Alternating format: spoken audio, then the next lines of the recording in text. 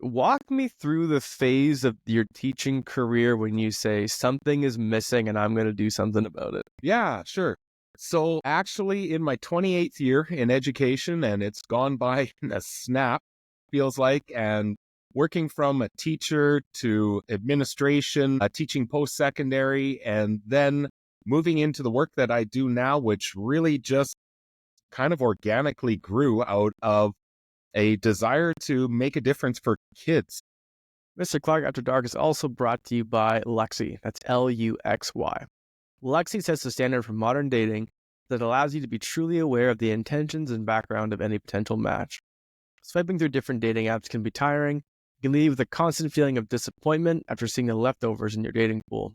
With Lexi, an exclusive platform for those with high standards and boasts only a 10 to 15% acceptance rate, as well as a distinctive income verification feature if you choose to use it. You can end your search for the right dating app and start focusing on finding the right person for you instead. Download the app today to see if you qualify for a better chance of finding your person. And now, hope you guys enjoy the show. And it really started with a school that I came into as a principal. It was the third school that I had become administrator in.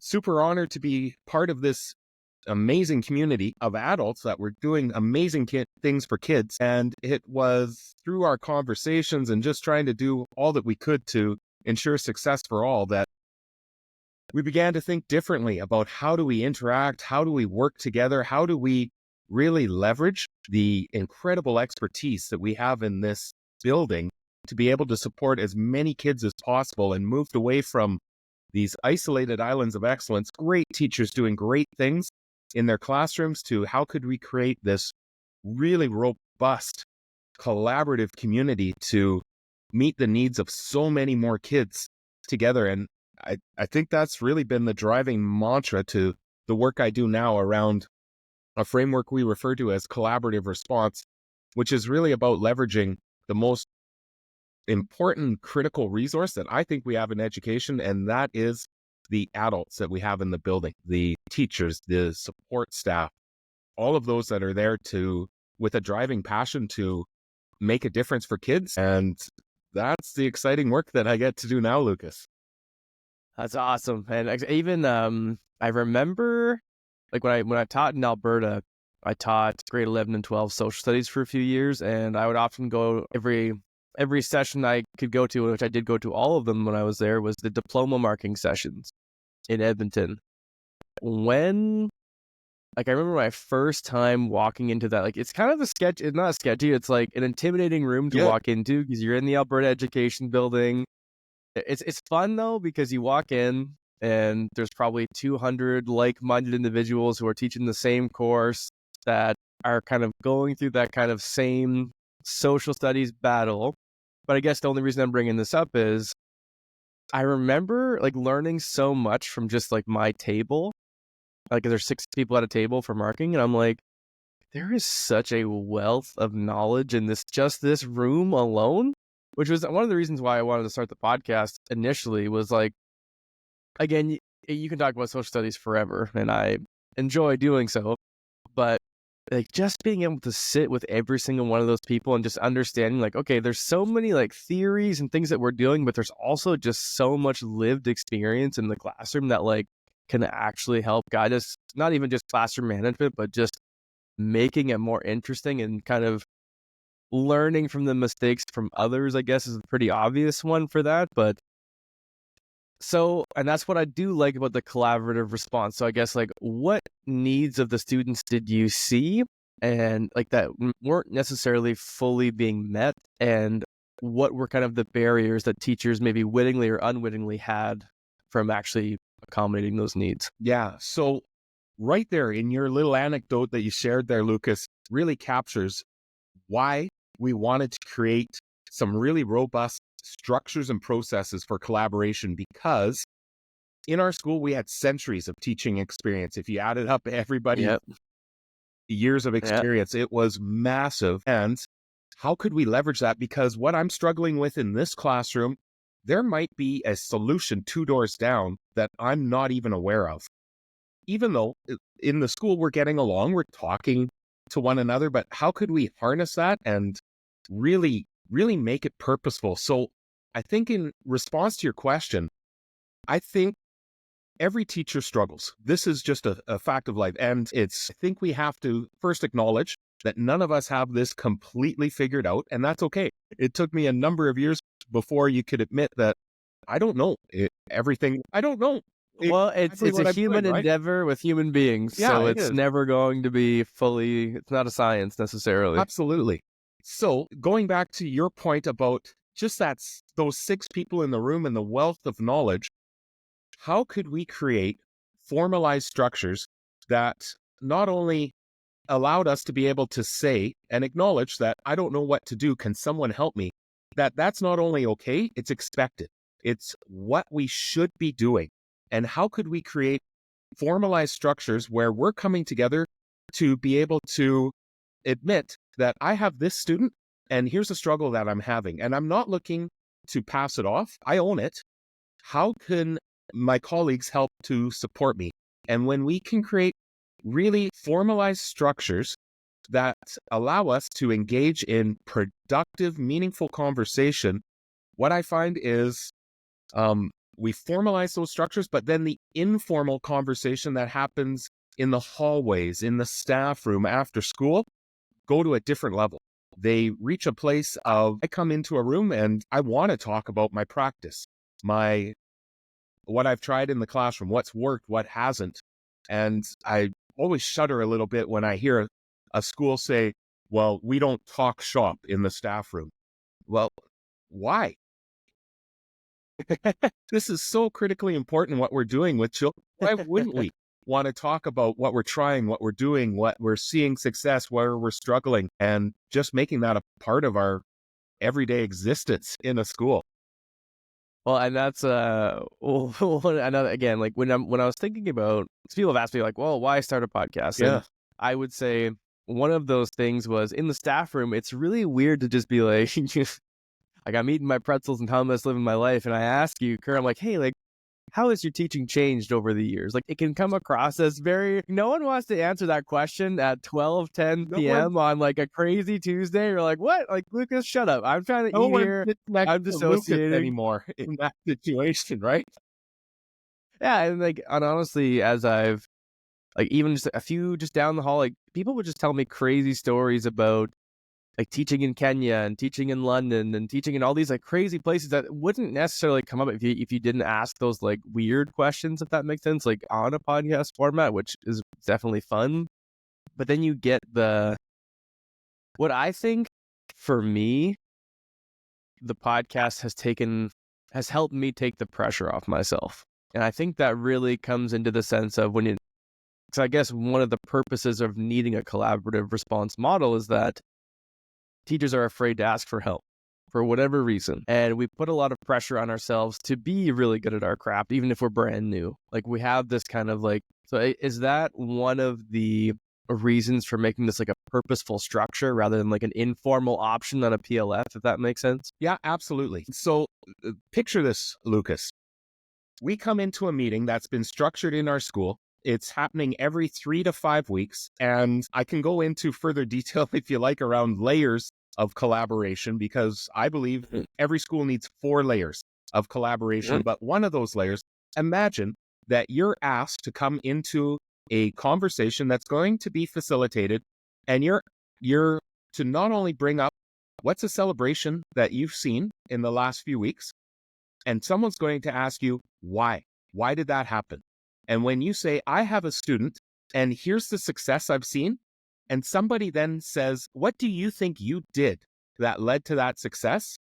It activates a layer of reflection, of sharing, and other people in the room hear, well, I tried this strategy and it really had an impact, and now people are learning from one another. And then the second question we're going to ask you is, what is a student that you're concerned with right now? And what's one key issue that you're experiencing right now? And we set up that in time, before you come to this meeting, you're taking a look at your data that you have, whatever that looks like.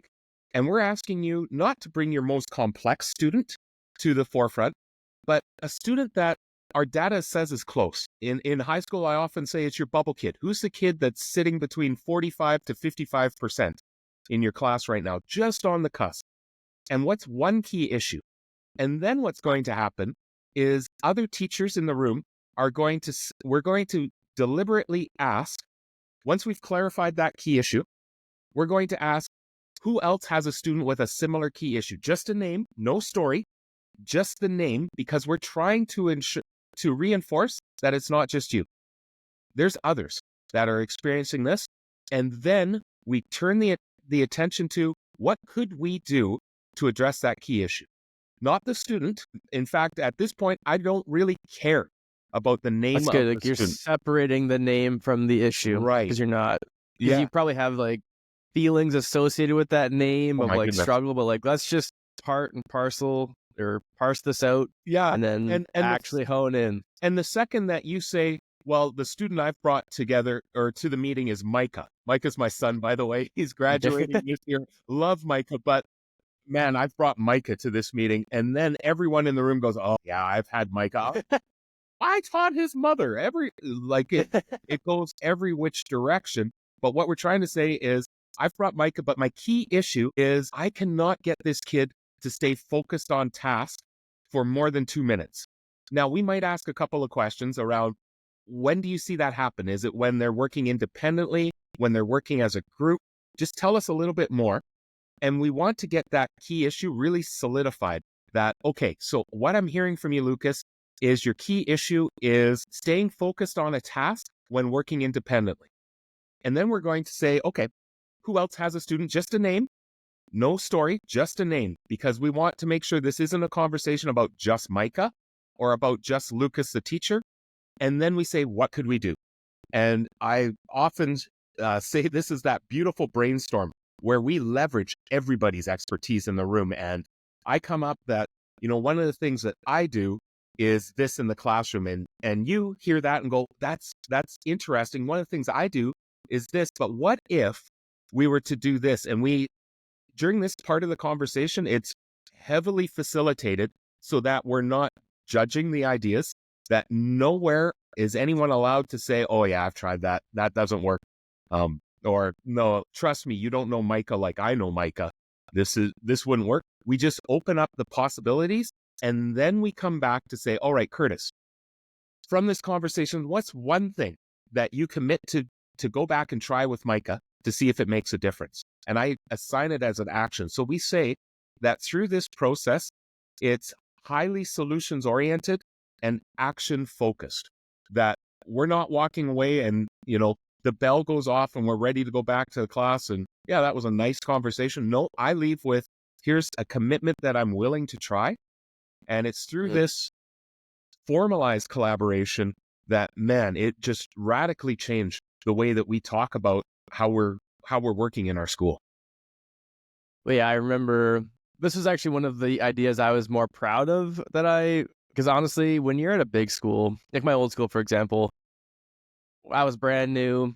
We have 90 teachers and educational staff at this school. Like it's 1,600 students. It is a massive school. So we're doing our PLF, and as far as I know, we had a collaborative, like a CRM, like collaborative response meetings, and we would go through those. And I found, and this is a question I'll get to after, is I remember we had an instance where there was a student that just like would not stop swearing, and which is again pretty standard. Like language, I find we are becoming progressively more loosely punishing, if that makes sense.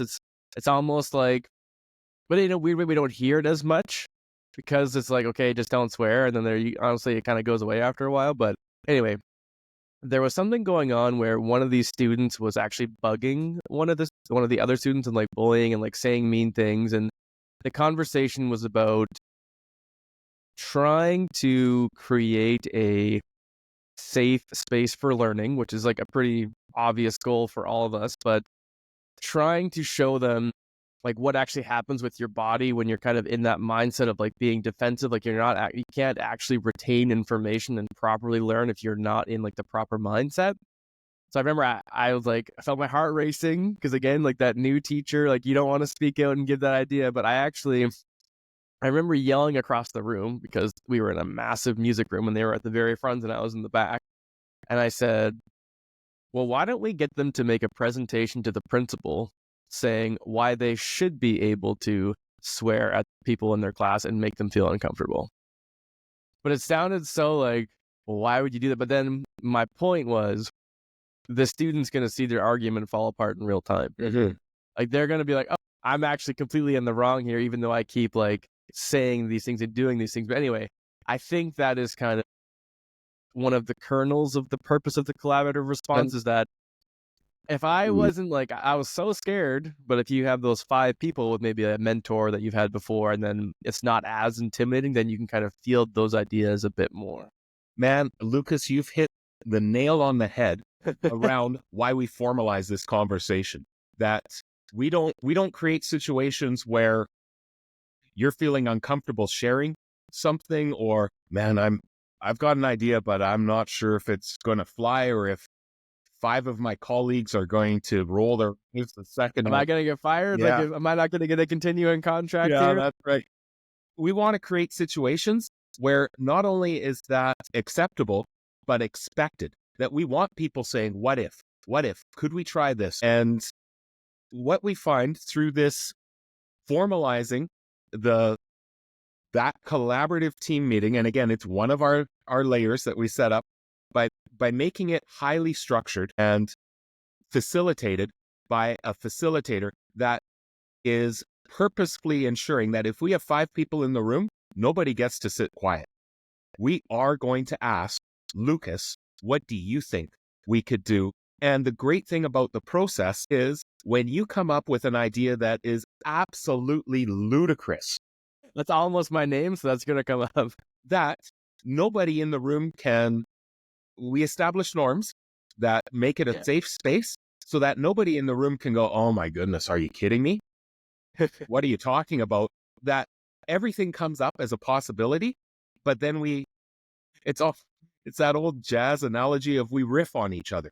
We hear an idea and go, I wonder, what if we were to do that, but to switch it up a little bit?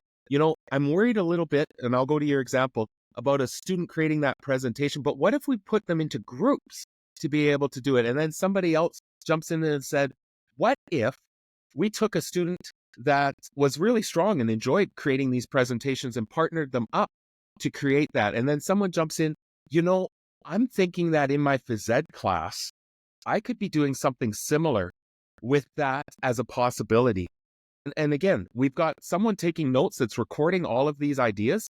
And then when we come back to say, all right, Lucas, what's one thing that you're willing to try?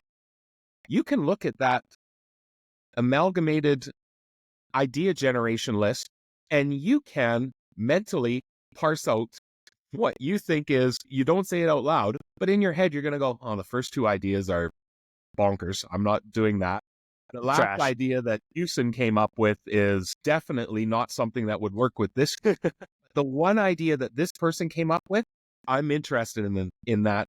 And we find through doing this over and over and over again, people, when they first start, they access low-hanging fruit, I like to say. I'm not going to go so far out of my comfort level to try something really out of my wheelhouse. Oftentimes, I'm going to commit to trying something that I was likely already planning to do, or is not that far of a stretch. But eventually what we see in this process is people saying, I'm really interested in Lucas's idea, but I need some help. I'm not quite sure how I would do that. And then we say, all right, who's the best person to be able to help? Would it be advantageous if you went and watched Lucas's class for a period? I'll come free up to be able to go and watch how he does that in his room, if that would be helpful. We often refer to this as distributive coaching.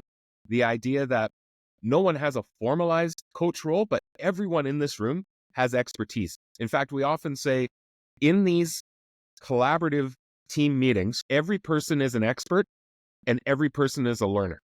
Everyone has something to contribute, and I don't care if you've been teaching for 2 months or if this is your 32nd year, but every one of us can learn something as well. None of us have this 100% figured out. We don't. It's not a possibility.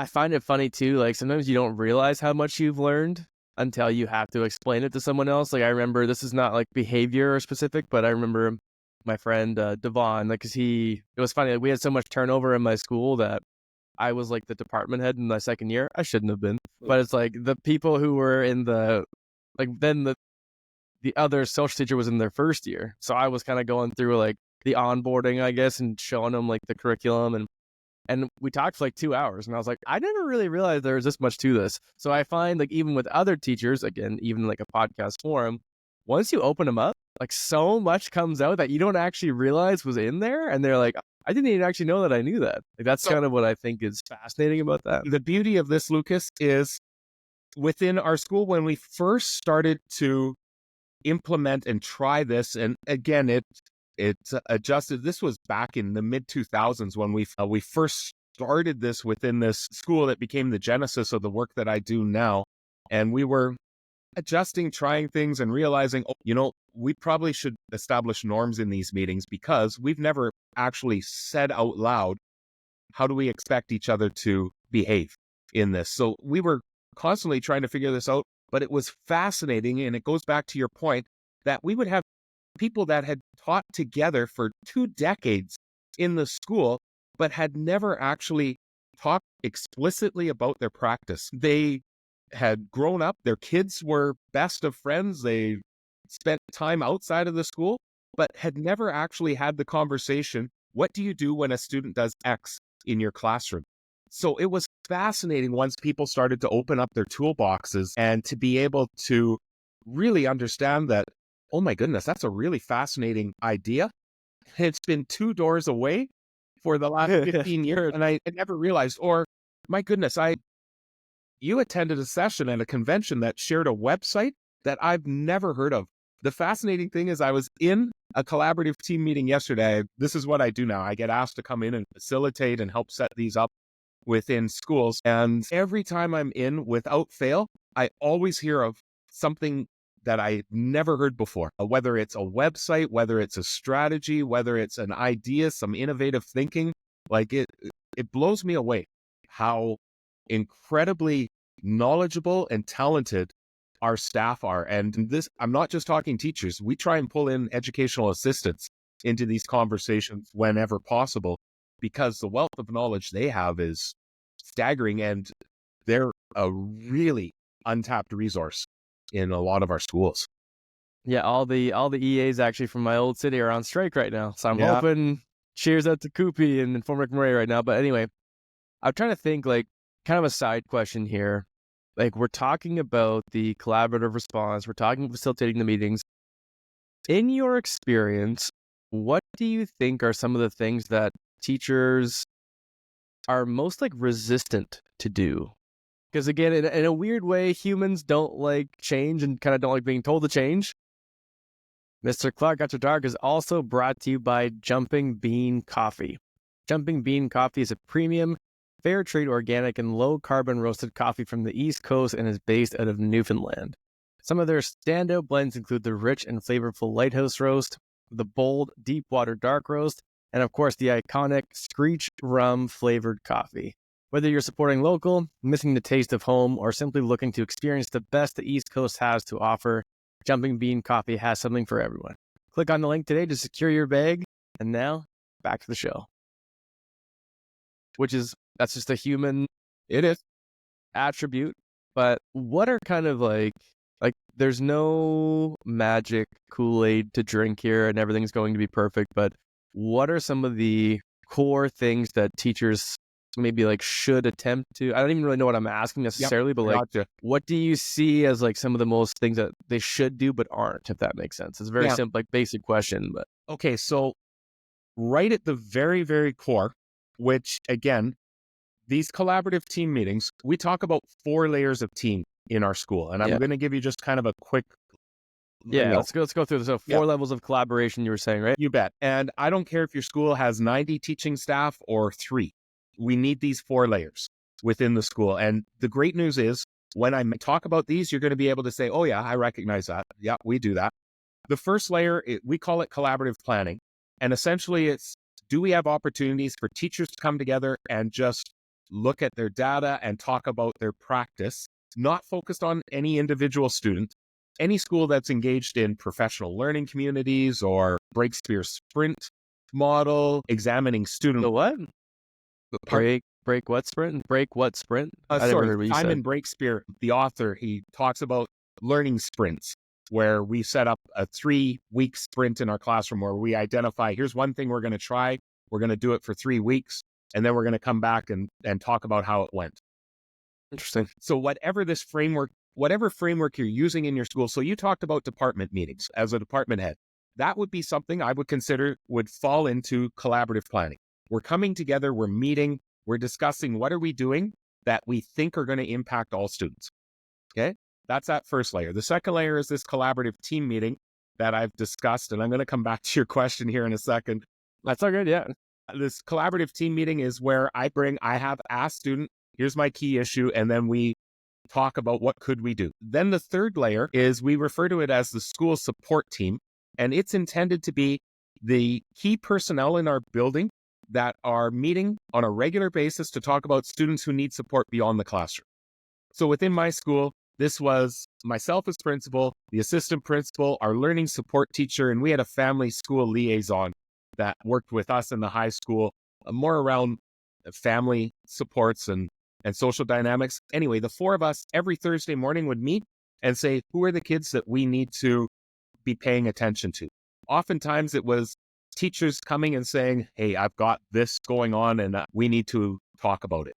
So I've worked with a larger high school where they didn't have one school support team. They had many. Sorry, I shouldn't say, I'll qualify that. They had 4 within the school. There was a grade 10 team, a grade 11 team, a grade 12 team. Each team had one of their assistant principals, one of their school counselors, and then a learning services member that were on. And people knew that if I'm struggling with this kid in grade 11, this is the team I go and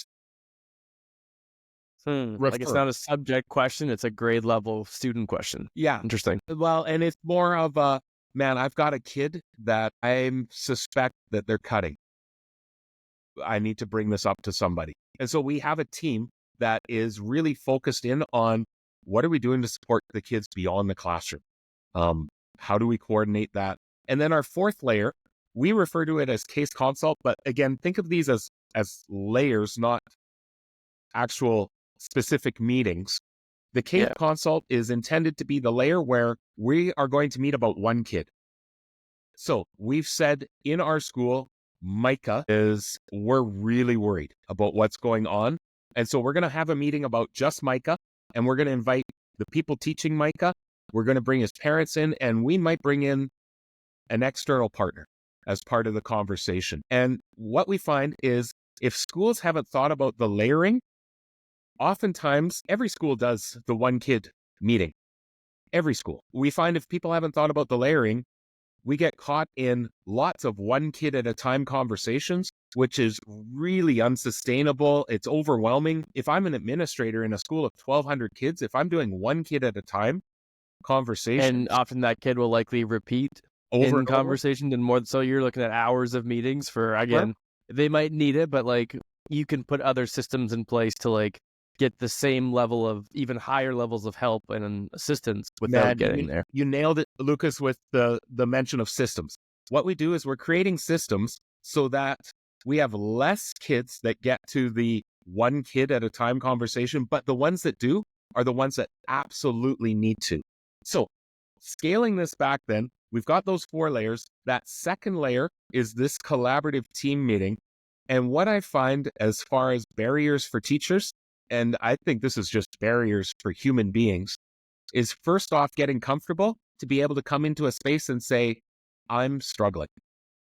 This is a really hard thing for us to do. And go back to your second year self. And it's interesting when you're talking about, oh my goodness, they threw me into a department head in my second year. What were they thinking? I went into an assistant principal role in my second year. It was a fascinating, smaller northern school. Yeah, they were trying to create a aspiring leader. Like, Kurt, you got this right. I guess so. Yeah. And so I got tapped in my second year to move into this role. And it's overwhelming. Yeah, it was. And again, you want to talk imposter syndrome of, I'm faking this thing, man. Like Like I was in university a year ago. yeah, exactly.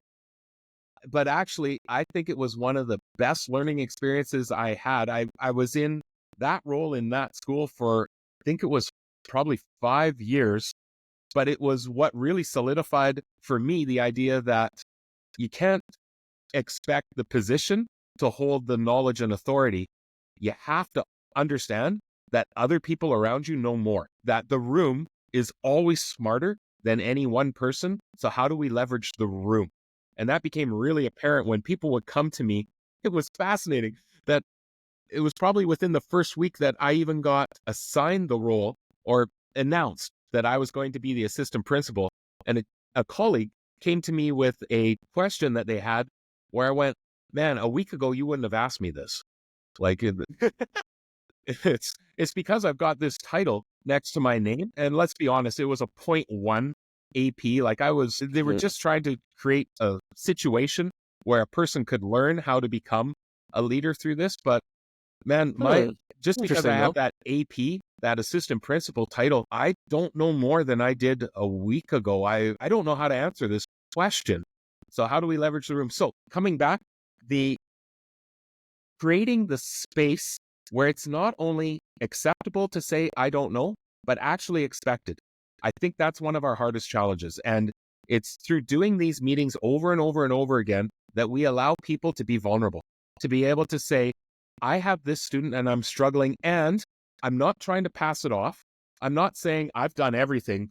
I'm done. I'm out. I'm checked out. Somebody else has to take this kid, or I'm not getting into a space of, well, there's nothing I can do until I get more time, until this kid gets better parents, until we get more funding for resources. We create a space of, it's not only okay to say, I'm not sure what to do, but it's expected. And I often say that we should be creating spaces and cultures of collaboration where it's a badge of honor to be able to say, I'm struggling right now, I need help. And it's not out of shame or lack of expertise or lack of professional knowledge. It's a reality. Like, we need spaces where we can say, I don't know. And I think that's one of our biggest barriers, which is why I'm so passionate about creating these collaborative structures that we can operate in, because we need to allow people to say, to be vulnerable and open up and be able to say, I don't know what to do. But then the next conversation is, okay, what could we do? What are possibilities? What are ideas that we could share? Well, yeah, because I think the main thing that, like, the reason why the staff room is not shop talk, if that makes sense, is that shop talk can very quickly go into a spiral of negativity, which I think we're all very much used to. And really, not even because of the potential of that. For some reason, when I subbed for a few years, I never ate in the staff room. It was never like an antisocial thing. It was like, you know what, like, we have very social jobs. Yeah. So for me, I was like, you know what, I'm just gonna take 20 minutes. I'm just gonna eat my pretzels, eat my apple, my veggie sticks, whatever, and I'm just gonna like chill for a little bit before the chaos kind of starts in the afternoon.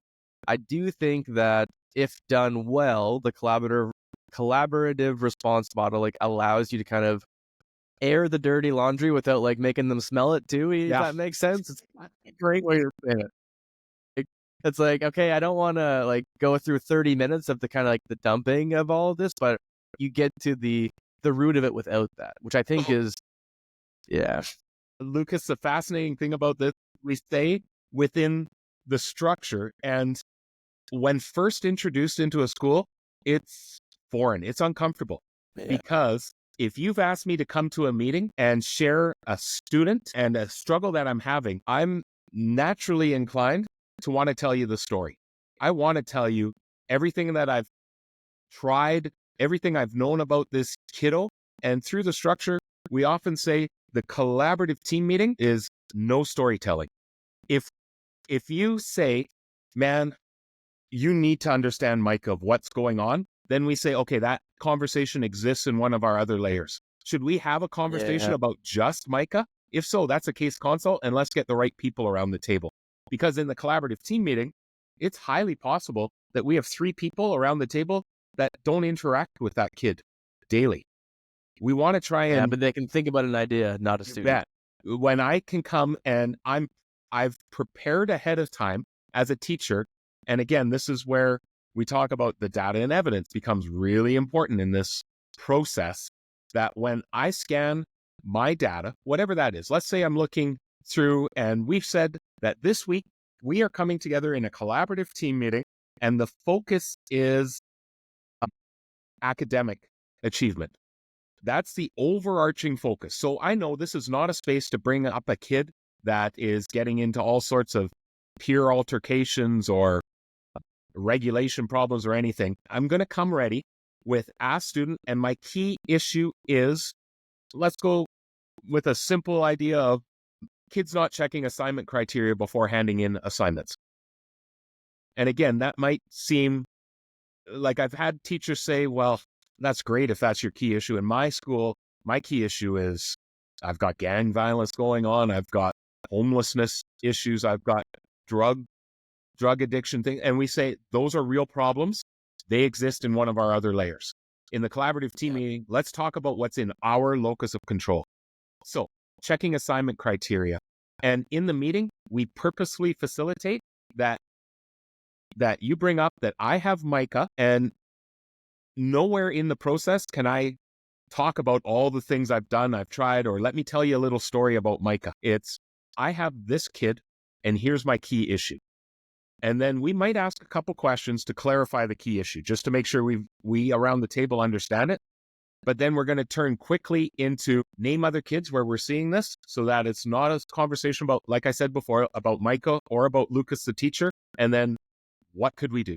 That opens up a door for innovative thinking, for solutions-focused thinking. Venting doesn't happen in that conversation.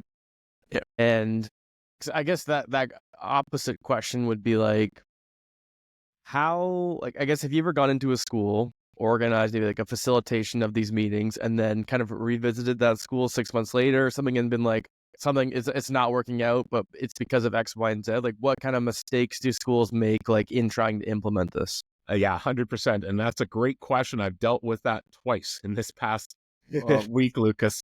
It almost always comes down to structure.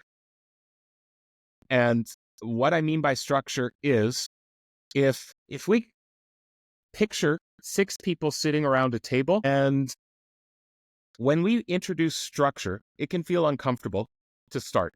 And I often say a collaborative team meeting, if it's working well, should have a small level of discomfort naturally, because people are going to ask each other difficult questions. And it's not to try and expose each other for the frauds that we are. It's to dig into what is it that we know and what is it that we do. And so there's always that little level of discomfort.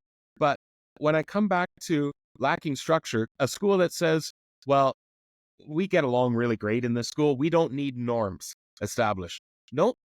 Every school needs, when you come into these meetings, norms established. And I have yet to see a school where they weren't collaborating great initially, and it went to the next level once they introduced norms. Like, it doesn't hinder collaboration, it enhances it. So being able to explicitly say, we agree, we will arrive on time and prepared, and making that an explicit expectation. And then the schools that do really well around this also have the conversation, what do we agree to do when someone breaks that norm? What do we...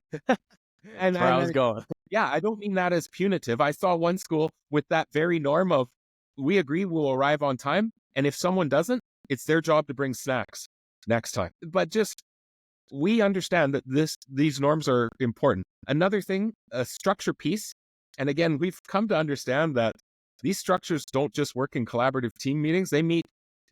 You're meeting as adults, and we've also seen now, it's not just schools that need these structures. I've had lots of friends in the business community that say, man, we introduce norms into our weekly sales meetings, and it's taken the conversation to the next level. The second thing is, do we have roles clearly assigned? Yeah. That when I come into the meeting, we know explicitly who's taking notes, who's the timekeeper, because we want to cap this conversation at 10 minutes. We want to start with celebrations, and we're only going to take 8 minutes for that. And again, when you first introduce that, you go, man, this feels like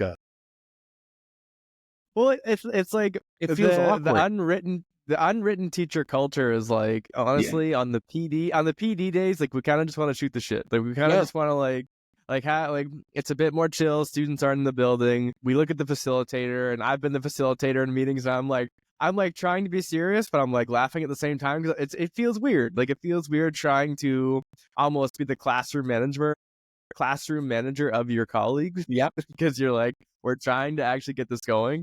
And man, you've got it bang on.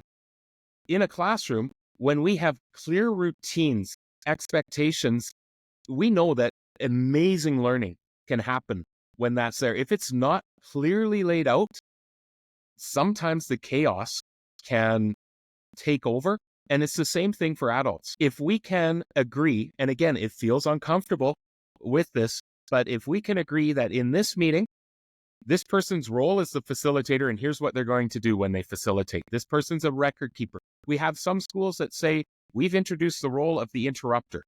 It's the interrupter's job to interrupt somebody when they're on a tangent and say, well, what are we going to do about this? I saw one school where they introduced the role of norm, and they had it. It was a little bit funny because they introduced it with, and man, I'm going to date myself now, Norm from Cheer. And they had a little sample clip that they had shown of Norm walks into the bar and everyone, Norm.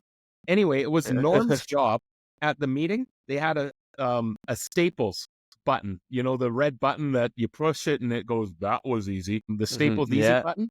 The person had that, and it was their job when somebody went off on a tangent, they were supposed to push the button, because it was reminding them of it's easy to get off track, and we're going to pull it back in. I shared that with the school, and I saw another school who actually put the Staples that was easy button in the middle of the table, and they said anyone can push this when they feel we're off track. And I've been in another school where they not only said anyone can push it, they said today our intention is to push that button twice. We're going to make it a really clear expectation that we want to set a goal of pushing it twice because it's expected that we're going to get off track. And so let's set it as a norm. So those clear expectations. And Lucas, I'm going to share with you, we've created a little guide, and I also have a free webinar that talks about simple things that transform team meetings. Things like, do you have norms established? Do you have roles established? Is there clearly articulated what is the purpose of this meeting? Is that existing? Is there a clear agenda and note-taking process? So that webinar and the little guide talk about those things. Going back to where this started from, your initial question of where it breaks down, it almost always breaks down when we haven't attended to some of the structures because they feel weird. They feel awkward. Well, because you're almost mechanical. If you don't have the norm established, it's almost like rude. Yeah. Like if you're talking, I'm like, hey, Kurt, you need to stop talking. Like, we need to move on. Like that can be, and honestly, oh my goodness, sometimes that'll happen because you'll have a very assertive teacher who's not scared to mix it up. Yeah. And you're like, but then that can damage the integrity of the meeting because now everyone's like, everyone's kind of more closed off. And if I'm a leader who said, okay, I'm going to interrupt you right there, Lucas, because we need to move on. That's a really not only uncomfortable, but damaging interjection to make. Okay, well, now I won't share. Yeah, if we haven't talked about why, all of a sudden I do that and you've shut down. You're done. You're out, not only for this meeting, but I've probably really damaged that relationship for us. But if we've clarified beforehand that in this meeting, Kurtis's job is to interrupt if we feel anyone's getting off task, it still might be a tad uncomfortable. But again, I've seen schools where they say the interrupter has a interrupter card and they just raise it when they feel that we're off. And if we can do this really well, no one gets offended by that. In fact, the school that had that Staples that was easy button, and I was a little nervous as an observer watching this meeting of what this was going to look like. They pressed the button, and the person who was talking, they literally stopped and went, Yeah, okay. Sorry, guys. I kind of got off there. Everyone had a nervous Yeah, little chuckle around it, and then they yeah, directed right back. It was a highly yeah. effective process that if somebody had just done that out of the blue, oh my goodness, I would not I want to even be in think that too, space. like if you gave everyone like a Joker card, maybe, and like, eventually everyone's just like slowly, like I think that could be funny, like a funny way to like keep Yeah. it lighthearted. But I Well, like that idea of just yeah, it's interesting you say the cards. We've done this in meetings where we've said, okay, in this meeting, everyone's going to have a card that has a question on it. And the question might be, what does that look like in your classroom? How did you do that? Tell me more. Whatever that card is. Mm. And today, the the meeting, the expectation is everyone has to use their question sometime in the meeting. As soon as you do, you're going to throw it in the middle and you're good. But what we're trying to do is normalize the idea of asking questions of your colleagues. And so even this person who's in the 6th month of their teaching career can feel okay to say, tell me why you think that works, because it's on a card and they can ask it of a 30-year vet. Imagine that happening in a school without those cards. It wouldn't. There's no way I well, would be opening my mouth yeah, as that's that true. newbie. Well, and the weird part too is like whenever we look at practicum students and like these brand new teachers, it's like yes, they're new, but they've likely also come from like 3 months of direct contact and good relationship with a veteran teacher. Like, it's not like they're going to have nothing to bring to the table. So it's always weird to like assume that they'll have nothing. Like, that's always been Yeah, weird to me. Like, even myself, but obviously, I'll throw out stupid ideas all day and tell me if they're stupid and we'll try and parse them out and figure it out. But like, not everyone is going to have that, I guess, like for willingness to be vulnerable, if that makes sense. And but I've always like for the most part, again, even so, maybe even to walk that back a little bit, like I just moved provinces. I went from teaching grade 11 and 12 social to being a middle school literacy and numeracy support and a resource team. So I am in a different world, like curriculum wise, subject wise, school wise. yeah, So it's been a lot. So the first month, of course, I'm going to be quiet because I'm just trying to listen. I'm trying to see, I'm trying to figure out like what are the dynamics of this school. But one thing reason I bring that up is I'm not obviously an assistant principal, but now that I'm on the resource side, I'm in every Wednesday at 9 a.m. We have an hour meeting, and teachers will put in like an ESS, so like an education support services referral for maybe a student they're having a trouble with, and they'll be tier 1, 2, or 3. So it's very organized. It's put up, and the norm for our meeting is we don't go past 1 hour. yeah.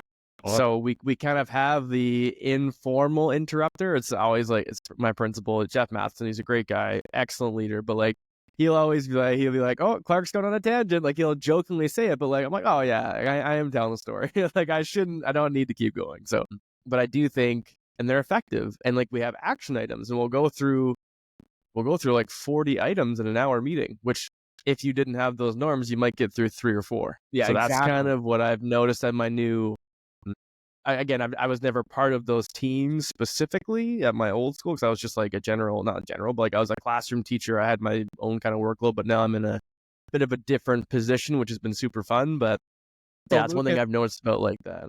yeah, I want to tease out a few things that you said there. And the first thing Sure. is the meeting you just described, we would refer to that as the school support team layer. It's these are kids that are coming, and we have people outside of the classroom who are trying to help determine what should be our next step. How do we help support? So what you just described fits that third layer that we would talk about in a school, which is really exciting when we talk to schools about these layers because they can go, oh man, we've got that. It fits in this layer. The second piece where you talked about either the practicum student or the new teacher coming into a new building.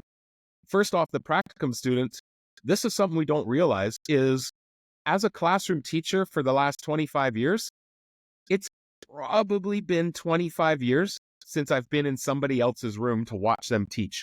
We don't get that opportunity once we're a full-time teacher. A practicum student has probably come from experiences where they've been watching other people teach. Their toolbox is deeper than we think it is, just by very nature of observing. This is why we found out our educational assistants were a critical resource because they were often traveling with the student they were supporting, but they might be in multiple classrooms. If we created a space where they could say, you know, in Mr. Clark's room, one of the things that he does to support is X. The people who have never seen Mr. Clark teach can go, that's interesting. Neat idea. In fact, I'm going to make a purpose to go and chat with him after school because I'm a little bit inquisitive of that.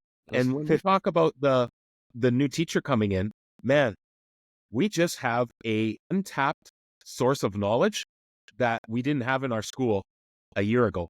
So how do we create that space where we can leverage what would you do in this situation? What would your old school have done in this situation? What would a colleague that you used to teach with that we've never ever met, what's something they would have done in this situation?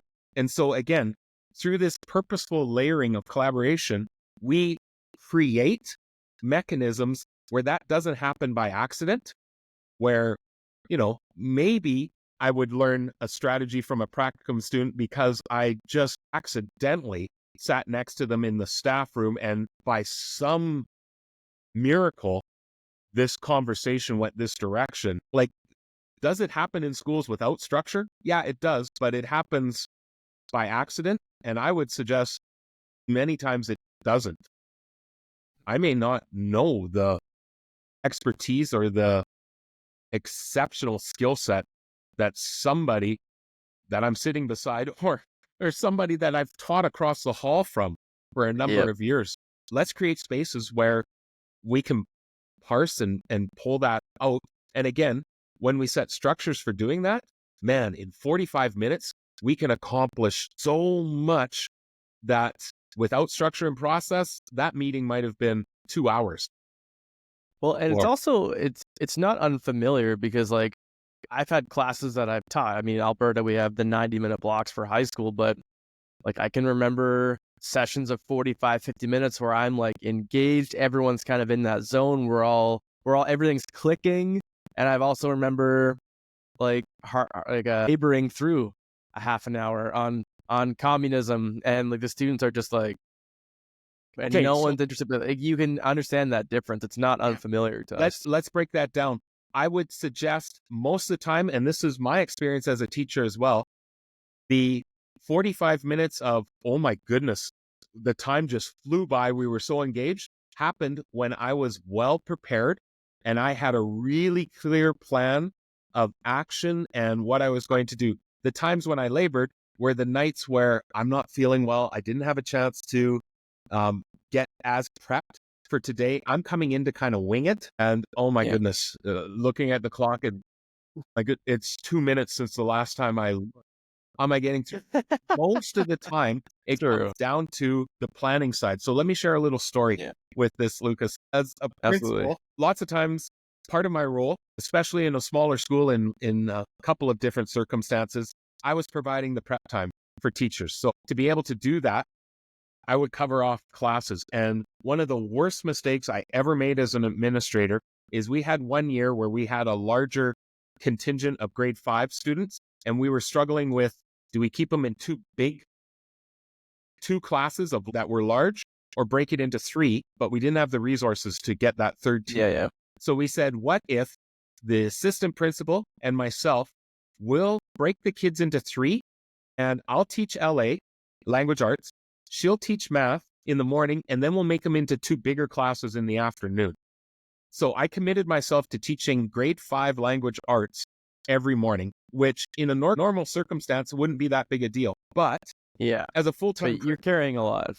I didn't have time to prep and plan for that at all. There was many times where I'd look up and go, oh my goodness, I got to get to that class, and I've got nothing ready. It was the worst teaching that I've ever done in my life. And it was absolutely the worst learning circumstance. Like those poor kids, I won't speak for the assistant principal, but for the time I had for them for language arts, it was dead time. And it's because I had no structure. I had no process. There was no plan for execution. And as a result, everything just fizzled. It was poor. And I'll equate this back to meetings. If we have a meeting that is well structured, has norms established, has a clear plan of action, man, 45 minutes flies by. Whenever I hear a school say, I wish we could get rid of meetings, I say, no, I don't think that's true. I think what you're saying is, I wish we could get rid of poorly run or poorly meetings. Meetings that are well structured and set up are engaging. They Are kind of fun. They are, and they lift spirit. And we find that people in these collaborative team meetings don't say, man, I wish we didn't have them. They usually say, man, I wish we had more of these, because I get so much out of this. Well, and that's kind of the double-edged sword of like, a lot of teachers will, again, I feel like, so I'm kind of a nerdy person. Again, no one kind of just like makes a podcast on a subject without kind of being a little bit of a nerd. But I find even going to like teachers convention in Alberta, for example, like my wife's a teacher as well, and she thinks I'm so cheesy, and she's like not the same, and she refuses to be on the podcast. But anyway, like we'll go to convention together, and I'm looking at like sessions like 2 months before, like putting together my sched or whatever, and she's like, I'm just gonna go to the keynotes. Like, what are you like? Why are you like anyway? And so. But I do almost feel like there's a bit of I don't know if it's like learned helplessness is the wrong word, but it's almost not cool to like enjoy PD in a weird sense in teacher culture. So I guess like it is. How do you, like, why do you think that is? I don't even know why that would exist, because we teach people, so we obviously have a knack for the like of learning, but so why are we so opposed to actually enjoying it? So Again, I'm no expert or authority on that subject. Well, no, I'm just kind of just tossing it out. Like, I don't even from personal experience, and I think sometimes it's seeing relevance or trying to maybe it's even I've been burned by experiences in the past of I've gone to sessions and it hasn't applied to me, and it was a great time to be able to clean up my email during that particular session. And so I think by trying to make it, how do we make the learning apply, which is why the collaborative team meeting, I feel, is such a phenomenal, game-changing structure within a school, because I'm not coming into a meeting where Lucas is saying, I've got Bradley, and let me tell you everything going on. And all of a sudden I don't even teach that kid. Why am I here? I just spent 30 minutes of my life listening to somebody else's problem. And in the back of my mind, I'm going, this isn't the problem with the kid. It's how you engage them in the classroom. All of a sudden, this is not a valuable experience for me. But in the collaborative team meeting, when I can get in and you come and say, I've got Bradley, and my key issue is inappropriate interactions with peers. That's my key issue. Now, when someone turns to me and says, Kurtis, do you have anyone like that? And I go, yeah, I got 2 names that come to mind right now around interaction with. Now I'm invested. And when somebody then says, what could we do? And we actually set up the expectation and the structure to think outside the box, say what if, and actually someone's going to stop me if I start to ramble, because that's one of our expectations in the meeting. And when I say, one of the things I try in my classroom is this, and I actually see 2 people start to write down a note in their book related to what I said. That is so gratifying to me as a teacher that, I just shared something that's really not. Someone's taking notes. They're not on their phone. And it's that idea of, man, amazing to others, but commonplace for me. Like, doesn't everybody do this? And no, they don't. There's going to be someone in that room that goes, man, that idea of setting intentional groups that you're shifting every week based on a lottery system that you set up in your room, that's really cool. I'd love to hear more about that. And all of a sudden, I can't wait to get into these conversations with my colleagues, because not only am I learning things that will help me, but I'm contributing to other people's success. And the piddly little things that I've been doing in my classroom for years that I don't think are really that sensational, somebody else is going, wow, can you tell me more about that?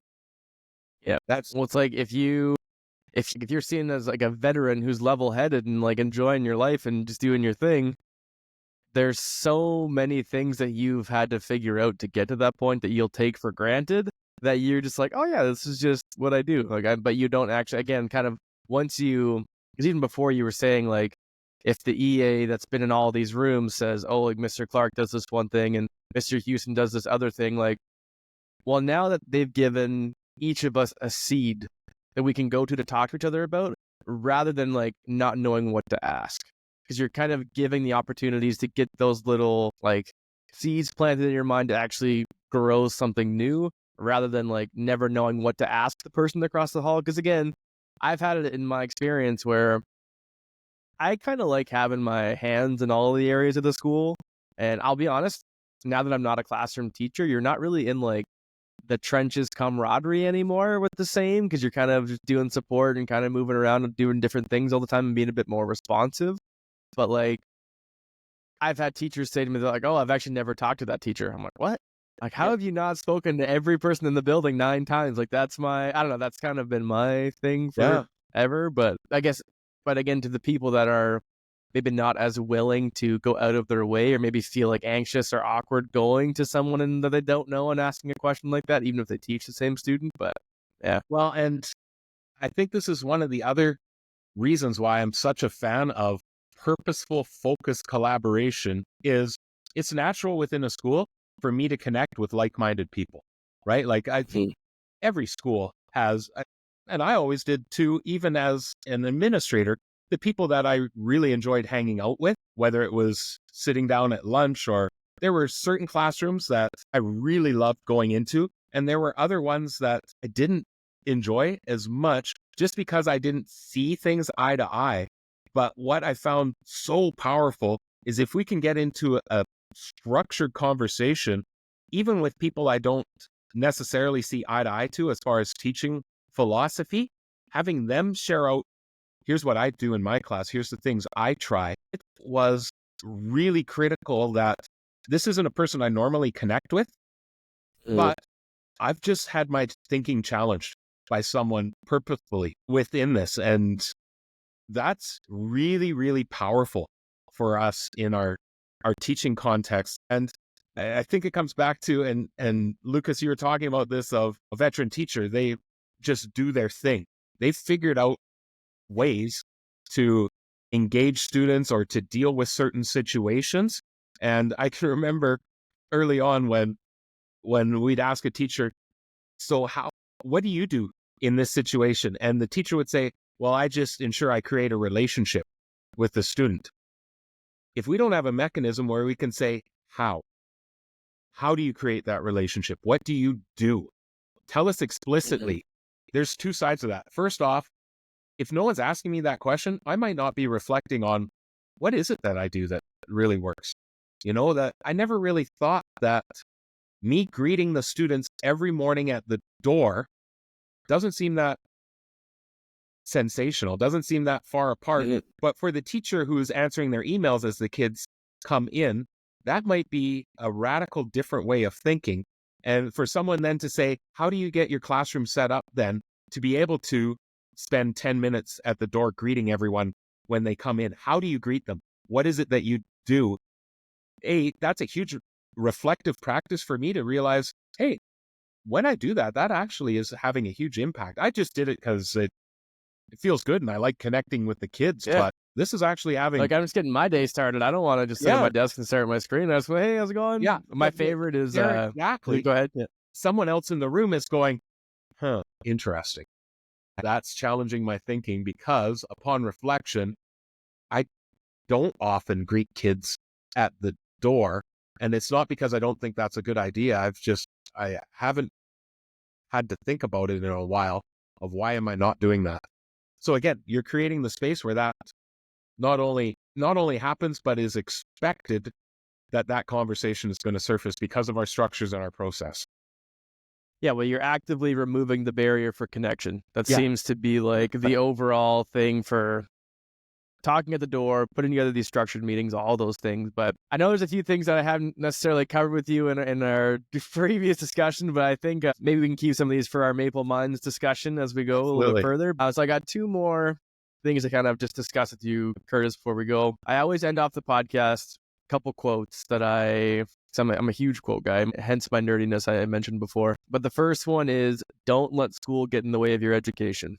So I guess, what is it? Kind of this aspect of like, what do you do to connect? Like, what are these things you don't necessarily think about, but what do you think has made you, maybe successful is the wrong word, but like, again, like maybe successful that you wouldn't necessarily have learned in a classroom? I think for me, and I actually believe this is important for all of us in education, is I've looked outside of our profession for thoughts, ideas, and inspiration. And I'll give you a really specific example.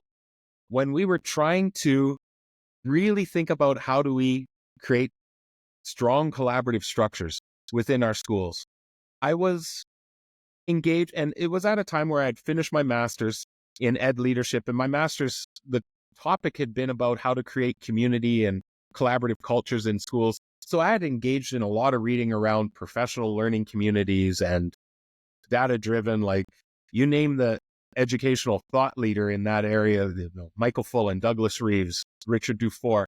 I'd read that, but it was when I started to look outside of education and read business books and was exposed to a gentleman by the name of Patrick Lencioni, who does a lot of business writing and other names like that.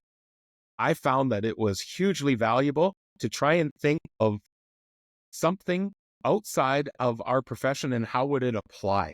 And I've heard this said many times before, that there's no new ideas in the world. There's new application of ideas. And so how do we look outside of our educational profession to learn from what's working in health, what's working in business and commerce, what's working in the nonprofit, and how could we apply some of those things? It's been, for myself, hugely influential. And I actually find now, Lucas, I don't listen as much to educational podcasts, and I don't read as many educational books as I did in the past. I find that I'm listening and reading more to marketing, business, and then thinking about how do these concepts apply to what it is that we do.